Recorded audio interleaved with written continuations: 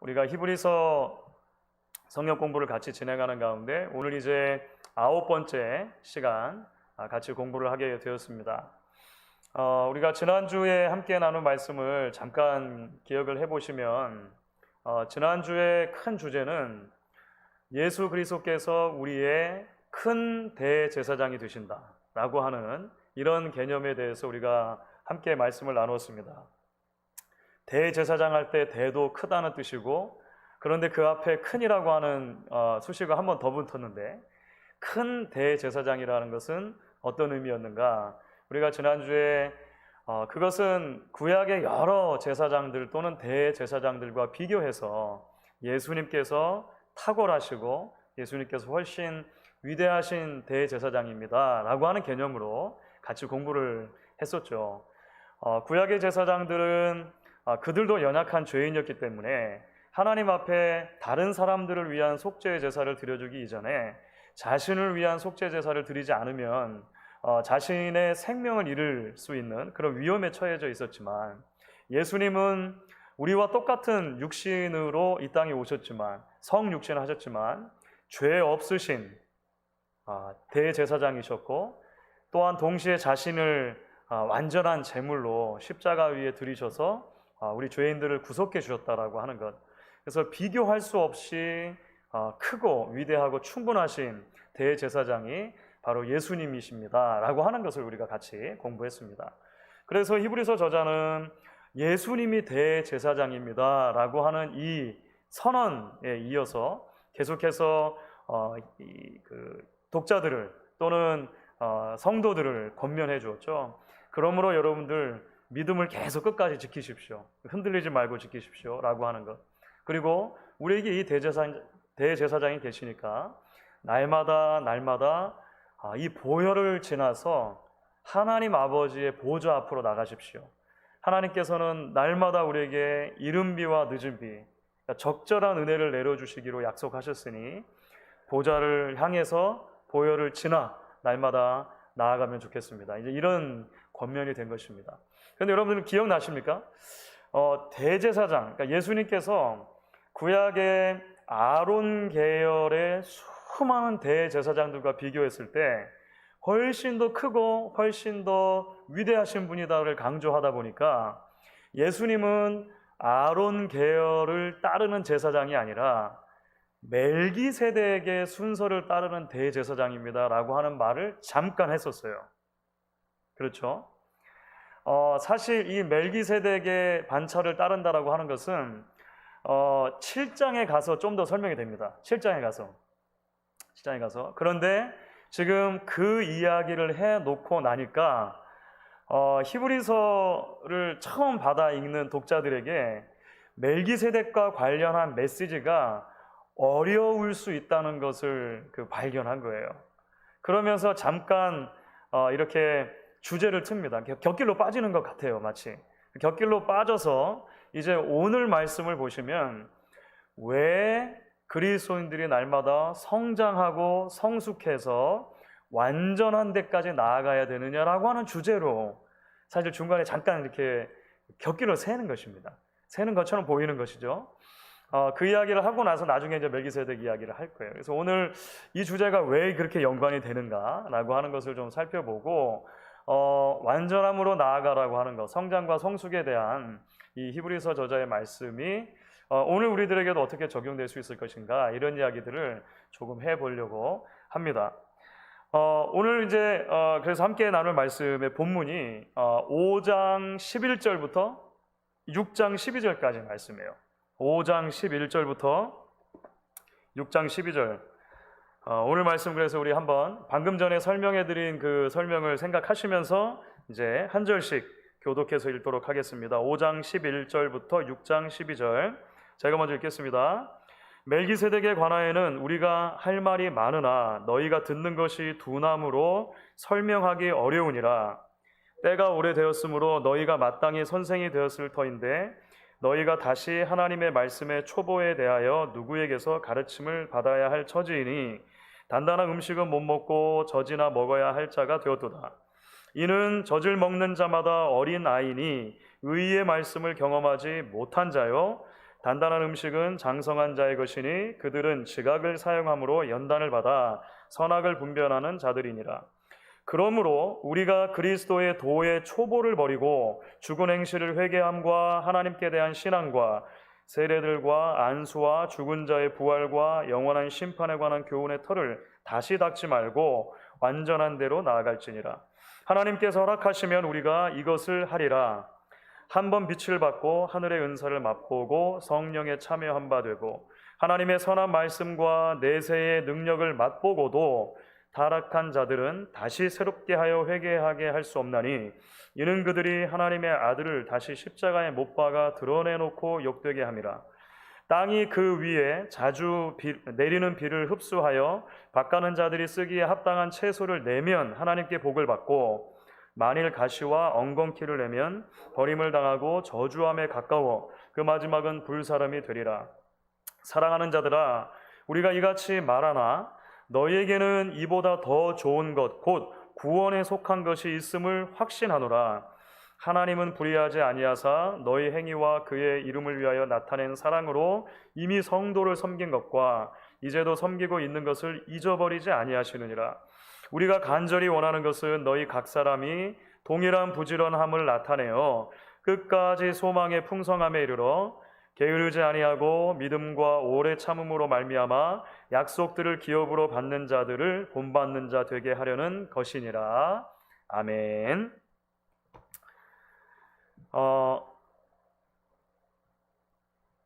이 말씀을 전하다가 사실 이제 히브리서를 한 편의 큰 설교라고 이제 처음부터 이야기를 했었죠.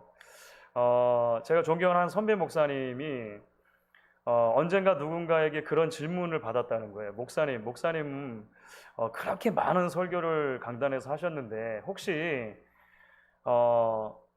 목사님도 사람이니까 목회하다 보면 서운함이 생기기도 하고 상처가 되는 경우들도 있을 텐데 혹여라도 강단에서 누군가를 마음에 두고 이렇게 타겟팅 해가지고 설교하신 적이 없으십니까? 이런 이제 질문을 누군가 던진 거예요. 그 목사님이 뭐라고 말씀을 하셨냐면, 네, 저는 그런 적은 한 번도 없습니다.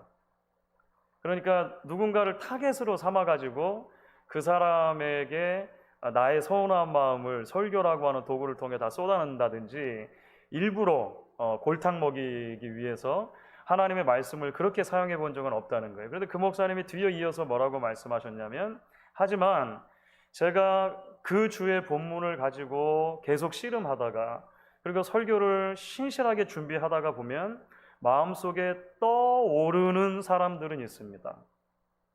그러니까 기도의 제목으로 올라오는 분들이 있다는 거예요. 그러니까 이 말씀의 메시지와 연관해가지고 특별히 나의 마음에 주목이 되어지는 대상들, 그러면 더 많은 기도를 쏟게 되고 더 많은 정성을 쏟아서 말씀을 준비하고 조심스럽게 전달을 한다라고 이야기를 해주셨어요. 그 말씀이 저기는 지금도 굉장히 많은 설교자로서, 한 명의 설교자로서 어떤 방향을 제시해주는 여러 말씀들 중에 하나로 남아 있습니다. 말씀드렸던 것처럼 히브리서의 저자도 사실은 초대교회, 특별히 네로치아에서 수많은 어려움을 당하고 있는 팬데믹 가운데 있는 성도들에게 말씀을 좀 전하고 있는 거예요. 사실은 말씀은 논리가 있기 때문에 여러 말씀을 이제 쭉 논리적인 순서에 따라 전하는 것이죠. 그런데 그렇게 예수님의 대제사장직에 대해서, 그러니까 대제사장직에 대해서는 앞으로 한참 설명할 거거든요. 그 다음에 그러다 보니까 멜기세덱에 대해서 이야기를 했는데요. 문득 이 한 설교자의 마음속에 떠오르는 대상들이 있는 거예요. 그 떠오르는 대상들이 누구냐면 사실은 히브리서 처음부터 이 히브리서 저자의 마음속에 있었던 대상들이라고 할 수 있죠. 지금 이 험난한 팬데믹 시기를 지나며 너무나 안타깝게도 그 신앙의 바탕이 밑으로부터 흔들리고 있는 사람들이죠. 그러니까 배교의 위험이 있는 사람들. 그렇죠. 지금 신앙을 곧 잃어버릴 수도 있는 그런 어떤 마진에 서 있는 그런 연약한 지체들이 마음속에 갑자기 떠오른 거예요. 그들이 떠오르다 보니까 이제 히브리서 저자의 마음속에는 그 원인이 무엇인가를 생각해 보기를 원하는 것이죠. 왜 누군가는 이런 시기를 지나며 신앙에 더 큰 흔들림을 경험하고 쉽게 배교의 유혹까지 가게 되는가? 반면에 어떤 사람들은 이런 시기를 지나면서도 오히려 신앙이 내면으로 깊어지고 영혼의 닻을 깊이 내리고 그렇게 하나님 앞으로 나아가는가라고 하는 것을 이제 마음속에 저울질 해보게 되었겠죠.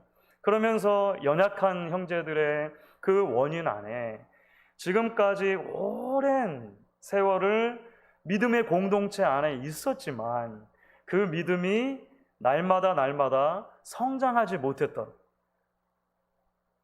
말씀을 듣긴 듣지만 계속해서 제자리 걸음했던 것에 원인이 있었다라고 하는 것을 이제 이 히브리서 저자가 마음속에 발견을 한 것이죠. 그래서 이제 성도들을 권면하는데 잠깐 말씀드렸던 것처럼 트랙을 약간 오프 트랙 해가지고 이렇게 격가지를 쳐서 오늘 주제를 이야기를 하는 것입니다. 그래서 오늘 말씀을 보면 어린아이의 신앙과 어른의 신앙이라고 하는 게 비교가 됩니다. 그렇죠? 그것이 이제 먼저 5장의 후반부에 나오는 그런 대목이었죠. 어린아이의 신앙이 있고 어른의 신앙이 있습니다 라고 말을 해요. 그래서 결국 여러분 신앙은 자라야 하는 것입니다. 신앙은 자라는 것입니다. 멜기세덱에 대해서 내가 말하려고 하다 보니까 사실 아직까지 그 신앙이 성장하지 못했던 사람들을 보아하니 아무리 말을 해도 못 알아들을 것 같아요 라고 지금 생각을 하는 거예요. 여러분의 신앙은 자랐어야 합니다. 그 수많은 시간들 동안에 날마다 말씀을 들었는데도 여전히 초보에 머물러 있어서 사실 이 어려운 말씀은 제가 아직 전하지 못합니다. 이런 뉘앙스가 느껴지잖아요. 자, 그래서 이제 어린아이의 신앙과 어른의 신앙을 비교하는 거죠. 그러면서 이제 조금 더 구체적으로 어떤 비유를 들죠. 오늘 특별히 이제 5장 후반부의 말씀 속에는 미숙한 신앙과 성숙한 신앙의 비교를 위해서 이제 그 비유를 사용하는데 첫 번째 비유는 말씀의 초보라고 하는 개념과 의의 말씀이라고 하는 개념으로 설명을 해요. 그러니까 어린아이와 같은 신앙은 말씀의 초보에 계속 머물러 있는 신앙입니다. 하지만 어른의 신앙이라고 하는 것은 의의 말씀을 경험한 사람들을 말합니다. 그것이 12절, 13절 함께 이렇게 등장하죠. 말씀의 초보가 뭘까요? 아주 흥미로운데 그 NAB 성경이라고 New English 그 버전이라고 하는 성경이 이 부분을 어떻게 옮겼냐면 ABC of God's Oracle이라고 번역을 했습니다. 그러니까 하나님의 말씀의 ABC, 기초 중에 기초. 여러분 저희 그 교회도 너스리 스쿨이 있잖아요. 제가 이제 교실을 지나갈 때면 뭐 화장실을 간다든지 뭐 아래 좀 내려갈 일이 있어가지고 지나가다 보면 아마 우리 아이들이 제일 많이 부르는 노래 중에 하나가 ABC송입니다. A, B, C, D, E, F, G, H, I, J, K, L, M, N, P 있잖아요. ABC송을 그렇게 많이 불러요. ABC송 왜 부르는 거죠? 알파벳을 공부하고 외우는 것이 영어를 이제 진짜 제대로 된 공부를 하기 가장 기초예요. 가장 기초. 그렇죠? ABC를 공부하는 거예요. 그런데 만약에 이제 초, 중, 고를 다 마치고 대학까지 간 아들들이 있다고 생각해 보세요. 아이들이 있다고 생각해 보세요. 대학까지 간 아이들이 대학 가서도 늘 선생님이 ABC송을 가르쳐줘요. 집에 와서 오랜만에 이렇게 연락이 됐는데 오늘 우리 대학생 아들 학교에서 뭐 배웠어? ABC송 배웠습니다. 여러분 이러면은 되겠습니까? 안 되겠습니까? 그러니까 이 ABC라고 하는 것, 그러니까 말씀의 초보라고 하는 것은 신앙에서 가장 기본적인 것, 그렇죠? ABC와 같은 것이다라고 이야기를 하는 거예요. 그것을 이제 나중에 이제 6장에 가면 조금 더 설명을 하긴 합니다. 뭐 죽은 자의 부활과 세례와 뭐 이런 여러 가지 이야기하긴 합니다만 어쨌든 우리가 어떻게 해서 죄인이고 죄인인 우리에게 어떻게 해서 예수를 통해 구원이 왔고 그 구원의 표시로 어떻게 우리가 세례를 받았고 우리는 예수를 믿는 이 땅의 삶을 끝내고 나면 어떻게 영원한 생명을 선물로 받을 것이며 첫 열매 대신 예수 그리스도 안에서 우리도 부활이 있겠는가 라고 하는 이런 모든 기독교 진리의 가장 기초적인 부분들, 중요하지만, 어마어마하게 중요하지만, 그러니까 ABC가 없이는 다른 거 공부할 수 없잖아요. 너무나 중요하지만 이것에만 계속 머물러 있을 수는 없는 가장 기본적인 것을 이야기하는 것이죠. 그러니까 이것과 더불어서 히브리서 저자가 뭘 얘기하냐면, 말씀의 초보, 말씀의 ABC 말고 의의 말씀을 맛보아야 합니다라고 이야기한다는 거예요. 의의 말씀. 좀 어려운 개념입니다. 사실 의의 말씀이 무슨 뜻일까를 여러 사람들이 오랜 기간 동안에 많이 고민했어요. 왜냐하면 히브리서 자체가 어려운 표현들이 많기 때문에 사실 이제 신학적인 디베이트들도 많고 막 그랬습니다. 의의 말씀은 무엇인가? 조금 축약해서 설명을 하면 이렇게 이야기를 할 수 있을 것 같아요. 말씀을 그냥 단순하게 받는 것이 아니라 하나님께서 우리에게 계시로 주신 성경의 모든 말씀을 깊이 있게 연구하고 깊이 있게 받아들여서 결국은 말씀이 우리에게 요구하는 삶으로 연결되어지는 것. 그러니까 삶 속에서 열매를 맺는 신앙이라고 할 수 있겠죠. 예수님의 가르침에 의하면 크리스찬 윤리의 가장 최고봉은 자기 부인과 희생이라고 할 수 있습니다. self denial. 자기를 부인하고 자기 십자가를 지고 예수를 따르는 것, 예수를 닮아가는 삶. 바로 그것이 성경에 말하는 예수님 안에서 주신 그 복음 메시지가 우리를 어떤 삶으로 인도하는가의 그 표본이라고 하는 것이죠. 그러는 삶인 것이죠. 그러니까 의의 말씀이라고 하는 것은 머리만 커지는 것을 말하는 게 아닌 것입니다. 진리의 말씀을 계속 듣고 그 말씀이 계속적으로 우리 안에서 성장하고 말씀이 우리 안에 풍성히 거할 뿐만 아니라 우리를 통해서 이 말씀이 시대 속에서 실체화되는 것입니다. 하나님과 바른 관계를 맺고 살아간다는 건 도대체 뭘 말하는가? 세상 사람들이 저를 보고 여러분들을 보면 알아야 한다는 거예요. 초대교회 신앙 공동체에게도 그렇게 기대를 했다는 것이죠. 여러분들 비록 네로치아이지만, 비록 어마어마한 박해가 우리에게 있지만 예수님께서 그렇게 우리에게 살다가 가셨던 것처럼 우리도 그렇게 의의 말씀을 따라 살아야 하는 것입니다 라고 말하고 싶었던 거예요. 자, 그래서 어쨌든 말씀의 초보라고 하는 개념과 의의 말씀을 비교를 했습니다. 이것도 어려울 것 같으니까 여기서 한 걸음 더 나아가서 히브리서 저자가 조금 더 쉬운 예로 들어요. 그게 뭐냐면 젖을 먹는 신앙과 단단한 음식을 먹는 신앙으로 구분하는 것입니다. 그죠? 그러니까 아이를 키워본 사람이라면 어린아이가 갑자기 단단한 것을 먹을 수는 없잖아요. 그래서 이제 보통 첫 아이를 낳았을 때 부모님들이 좀 실수하는 케이스가 그런 거죠. 첫 아이는 처음이니까 어쩔 수 없이 그 실험적으로 지나게 되는, 저희 큰아들에게도 그래서 늘 보면 그 애달프고 미안한 마음이 종종 생깁니다. 뭐 2-3개월밖에 안 됐는데 마늘빵을 먹여본다든지 온몸에 두드러기가 나서 병원을 찾아가 본다니 뭐 이런 거 있잖아요. 어린아이가 먹을 음식이 아닌 것을 먹이는 그런 거죠. 그러니까 어린아이가 먹는 것은 젖입니다. 하지만 장성한 어른이 되어서는 계속 이유식만 먹을 수는 없지 않습니까? 단단한 음식을 먹을 수 있는 것입니다 라고 말하는 거예요. 그렇죠. 히브리서 저자가 조금 더 구체적으로 어떤 의미로 사실은 그러면 이유식, 젖과 또는 단단한 음식을 비교를 했을까요? 조금 전에 말씀드렸던 말씀의 초보라고 하는 것과 의의 말씀이라고 하는 것과 사실은 비슷한 연결선상에 있습니다. 그렇죠. 젖이라고 하는 것은, 이유식이라고 하는 것은, 어린 아이의 음식이라고 하는 것은 사실은 주는 대로 받아먹는 것입니다. 그러니까 비판이 없는 것입니다. 판단력이 없이 전적으로 주는 부모님들에게 어린아이는 의존할 수밖에 없는 거예요. 처음엔 당연히 그래야죠. 그렇죠. 우리가 신앙의 첫 발을 들여놓게 되었을 때 신앙의 첫 발을 들여놓자마자 막 성경을 자기 마음대로 해석하고 이럴 수는 없잖아요. 가르쳐주는 대로, 그렇죠, 제시되는 대로 복음을 듣고 복음을 믿는 것입니다. 그런데 신앙이 자라는 데 있어서 필수적으로 요구되는 것은 뭐냐면 하나님의 말씀이 선포될 때 그 말씀을 비판적으로 듣는 것입니다.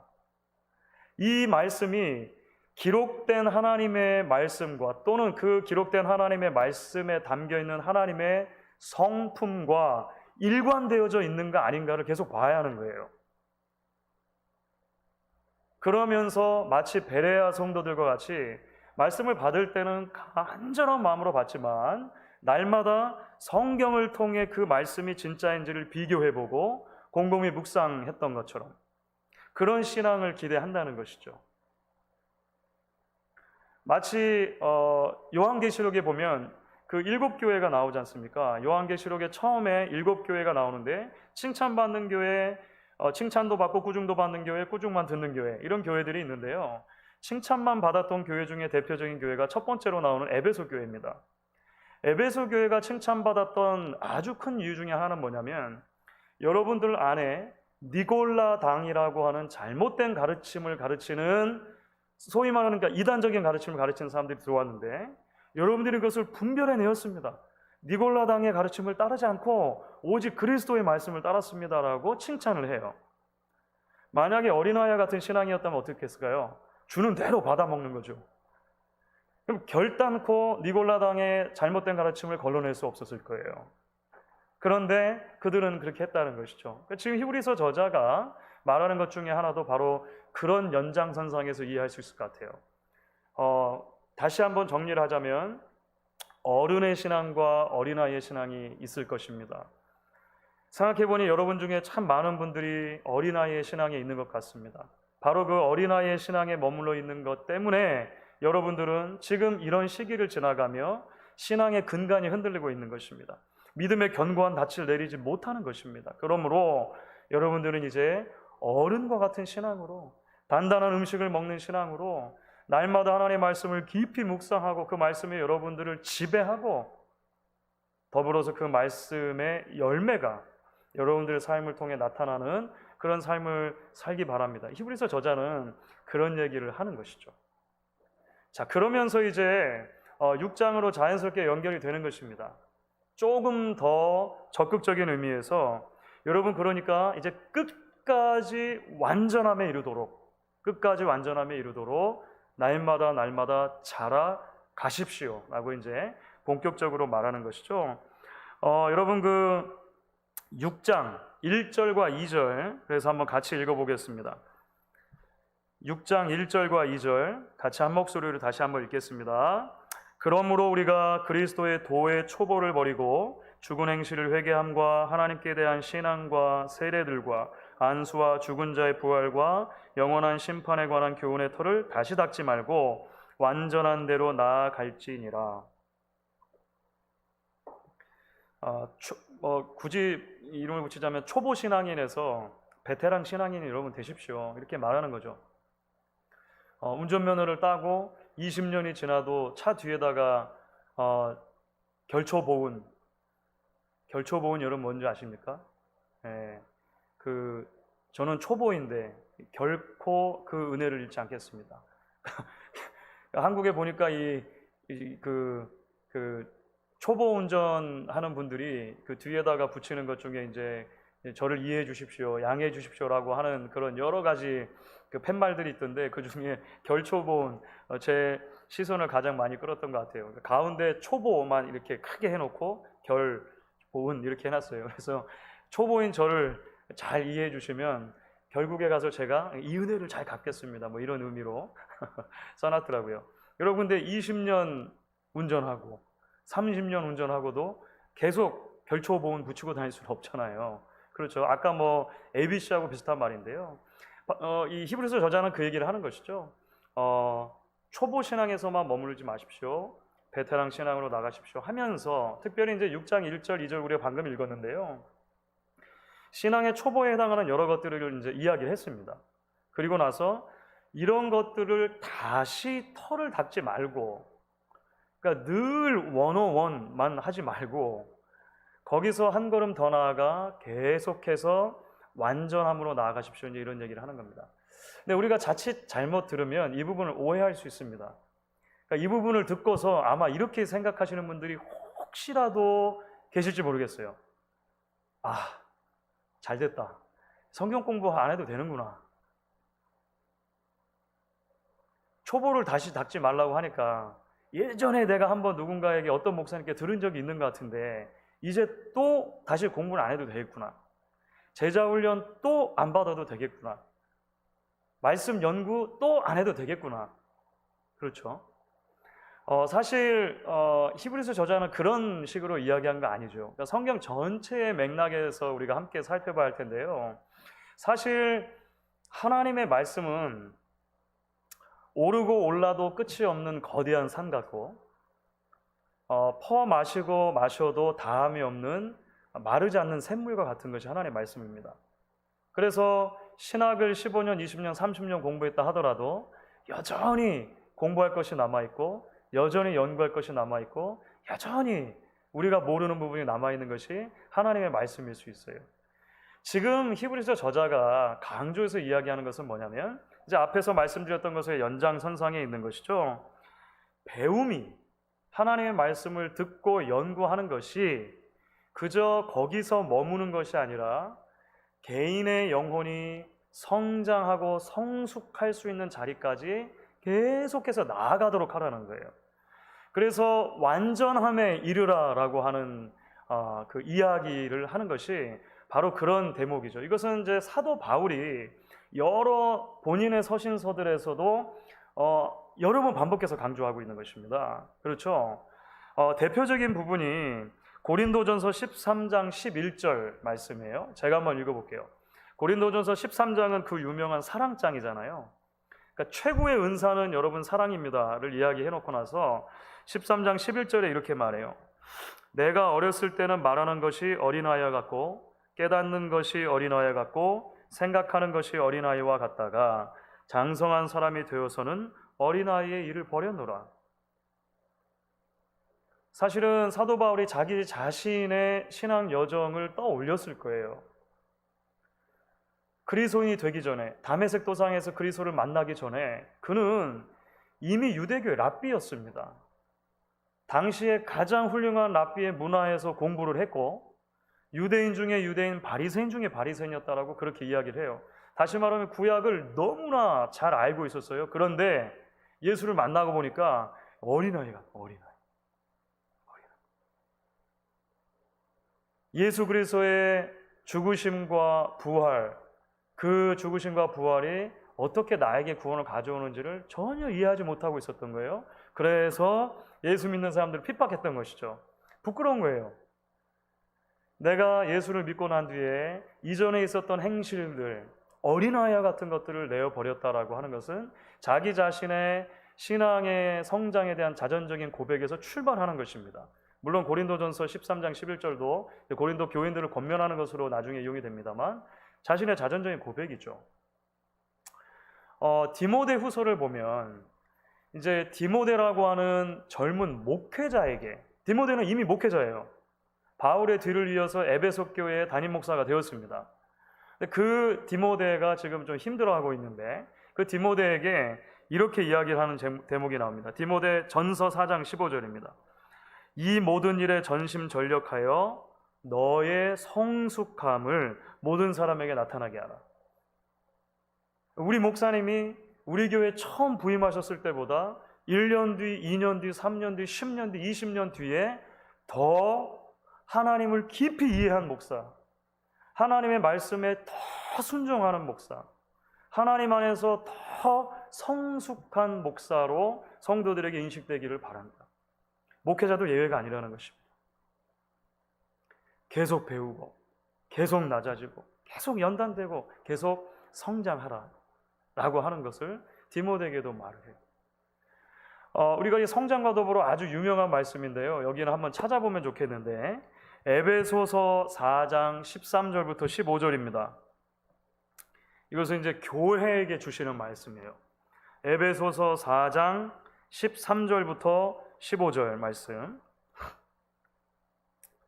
같이 한번 한 목소리로 읽어보겠습니다. 시작.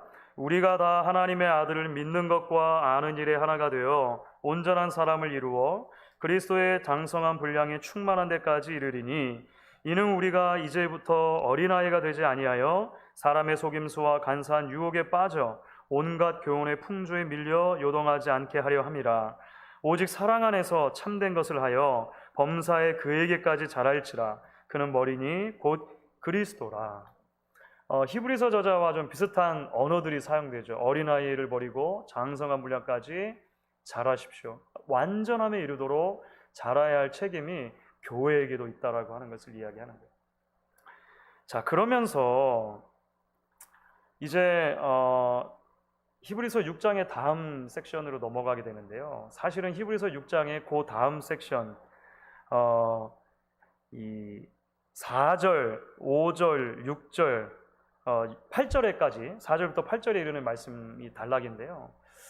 사실은 신약 성경 전체에서 가장 어려운 본문 중에 한 본문이 됩니다. 신약 성경 전체에서 기독교 역사상 가장 논쟁이 많았고 디베이트가 많았던 부분 중에 하나인데 배교자의 운명에 대한 이야기를 해요. 배교자의 운명. 근데 여러분 사실 제가 이미 히브리서 2장 1절부터 4절을 설명하면서 여러분 흘려 떠내려가지 않도록 계속해서 그 닻을 내리십시오. 그렇게 떠내려가면 안 됩니다라고 이야기했을 때 이제 잠깐 설명을 드렸습니다. 히브리서에서 배교 그리고 배교자의 운명과 관련해서 이런 본문들이 몇 차례가 나와요. 오늘 말씀에는 어떻게 되어 있습니까? 한 번 비침을 얻고 한 번 하나님의 은혜를 입고 한 번 십자가의 깊은 구원의 은혜를 경험한 뒤에 그것에서 멀어져서 타락하는 사람들에게는 다시 회개의 기회가 없습니다. 왜냐하면 그것은 십자가의 그리스도를 다시 못 박는 욕보이는 일이므로 성령을 욕되게 하는 것이므로 결국에는 불심판을 받아 멸망하게 됩니다. 이런 이야기를 하는 거예요. 오랜 역사 속에서 왜 이 말씀이 많은 사람들에게 그 어려움을 주었냐면 아니 어떻게 한 번 구원을 받고 그 구원이 취소될 수 있는가 라고 하는 질문 때문에 그런 거예요. 만약에 구원을 받았는데 예수님께서 자신의 십자가 공로, 피공로를 통해서 우리를 구원하기로 해서 작정해서 불러주셨는데 예수님의 작정, 예수님 안에 주신 하나님의 선택과 작정은 후회가 없으신 거잖아요. 하나님은 실수가 없으신 분이니까. 그런데 만약에 그 사람이 삐끗해가지고 그 구원에서 떨어질 수 있다면 원래 구원하기로 작정하신 하나님의 문제가 있는 거잖아요. 그죠? 하나님의 작정에 하자가 있는 것이잖아요. 그렇죠?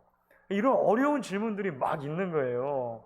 그래서 누군가는 이것은 원래부터 구원받은 사람이 아니다. 가장 쉬운 대답은 그거죠. 원래부터 이 사람은 구원받은 사람이 아닌데 그냥 교회에 있었을 뿐이다. 나중에 그게 그냥 드러났을 뿐이다. 뭐 별별 해석을 다 합니다. 별별 해석을 다 하고 이것은 종파마다, 교단마다도 그래서 해석이 달라요.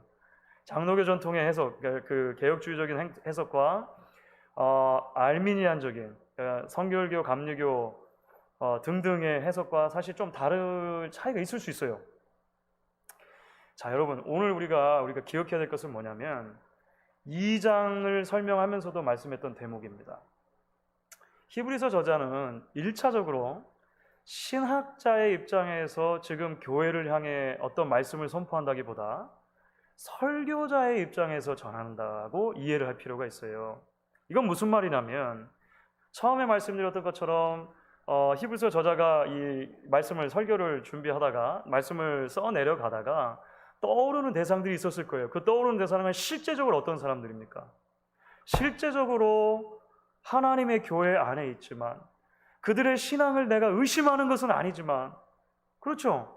그들의 신실함을 의심하는 것은 아니지만 정말로 심각하게 고난의 자리에서 어려워하는 사람들, 고난의 한복판을 지나가며 믿음의 흔들림을 경험하는 사람들, 그런 성도들이 실제적으로 있다는 거예요. 그 성도들이 마음에 들어오는 것이죠. 그래서 히브리서 저자는 처음에 뭘 먼저 이야기하고 싶은 거냐면 먼저는 채찍을 한번 던져주는 것입니다. 배교가 얼마나 위험한 것인지 여러분 아십니까? 배교라고 하는 것은 영원히 돌이킬 수 없는 하나님의 심판과 하나님의 저주의 대상이 되는 것입니다. 이렇게 채찍을 던지는 거예요. 한번 겁을 주는 거예요. 충격요법이죠. 그래서 그 히브리서 저자가 사용한 언어들을 보면 좀 극단적이에요. 그렇죠. 한번 비침을 얻고 한 다음에 결단코 다시 회개할 수 없다. 결단코 다시 회개할 수 없다. 이들은 나무가 열매를 맺지 못하면 찍혀서 불에 던지는 것처럼 나중에 불심판을 받는다. 막 이렇게 무시무시한 용어들을 전달하는 것입니다. 그런데 히브리서 저자의 진짜 마음은요, 이 심판과 저주의 선포로 끝나는 게 아닌 거예요. 사랑의 마음을 담아서 그들을 격려하고 권면하는 것이죠. 정말로 말하고 싶은 게 뭐겠습니까? 정말로 말하고 싶은 것. 그러니 여러분 힘내십시오. 배교하면 안 됩니다. 끝까지 성장의 자리로 나아갈 수 있도록 여러분 나오십시오. 이 얘기 하고 싶은 거잖아요. 여러분 이것은 제가 만들어낸 것이 아니고 히브리서 저자가 실제로 그렇게 이야기를 하고 있습니다. 방금 전에 말씀드렸던 이 배교의 위험에 대해서 이야기한 다음에 여러분 이어지는 말씀을 보면 사실 이 말씀이 진짜 히브리서 저자가 하고 싶었던 말씀인 거예요. 믿음과 인내의 소망의 삶으로 초대하는 것입니다. 여러분 6장 9절 말씀 한번 읽어볼게요. 6장 9절 말씀. 6장 9절 같이 읽습니다. 사랑하는 자들아 우리가 이같이 말하나 너희에게는 이보다 더 좋은 것 곧 구원에 속한 것이 있음을 확신하노라. 여러분 이 말씀을 하고 싶었던 거예요. 내가 지금 배교한 자에게 심판과 다시 돌이킬 수 없는 회개가 있다는 것을 말했지만 이렇게 말하나 저는 여러분들에게 하나님의 구원이 주어졌다는 것은 전혀 의심하지 않습니다. 여러분에게 구원에 좋은 것이 있다는 것을 확신합니다. 이 얘기하고 싶은 거예요. 그리고 나서 뭐라고 얘기하냐면요 6장 10절입니다.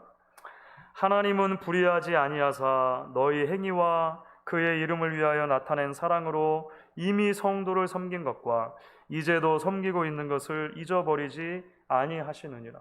무슨 말입니까?